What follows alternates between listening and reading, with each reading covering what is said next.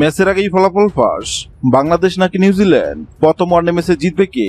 ভবিষ্যৎবাণী করল জেতে সিটিয়া। বাংলাদেশ বনাম নিউজিল্যান্ডের মধ্যকার প্রথম ওয়ানডে ম্যাচে কোন দল জিতবে তা নিশ্চয় আগে বলে দেওয়া সম্ভব নয়, তবে বা সেই কঠিন কাজটি করে দেখাবে জেতে সিটিয়া।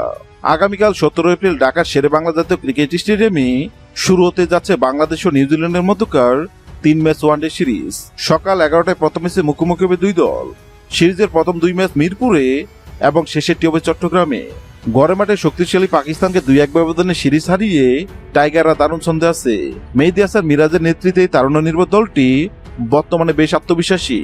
নিউজিল্যান্ড দল সবসময় লক্ষ্যারু, যদিও তারা এবার তুলনামূলক তরুণ দল নিয়ে এসেছে, কিন্তু টম লাথামের মতো অভিজ্ঞ নেতা যখন উইকেটের পিছনে থাকেন তখন প্রতিপক্ষকে এক মুহূর্তের জন্য স্বস্তিতে থাকতে দেন না। 2026 টি-20 বিশ্বকাপের রানার্স আপ হওয়ার টাটকা স্মৃতি তাদের ড্রেসিং রুমে বাড়তি অনুপ্রেরণা যোগাবে। পরিসংখ্যানের পাতা নিউজিল্যান্ড অনেক এগিয়ে থাকলেও বাংলাদেশের মাটিতে লড়াই হয় সমানে সমান। দুই দল এখন পর্যন্ত 46 বার মুখোমুখি হয়েছে। এর মধ্যে বাংলাদেশ জিতেছে 11 ম্যাচে এবং নিউজিল্যান্ড জিতেছে 34টি ম্যাচে।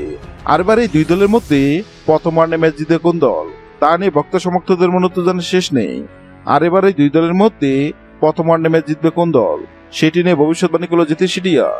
জেতে সিটিয়ার সামনে বাংলাদেশ ও নিউজিল্যান্ডের পতাকা রাখা হয়, আর জেতে সিটিয়া বাংলাদেশের পতাকা তুলে এবং এটাও জানিয়ে দেয় বাংলাদেশ বনাম নিউজিল্যান্ডের মধ্যকার প্রথম ওয়ানডে ম্যাচ জিতে বাংলাদেশ।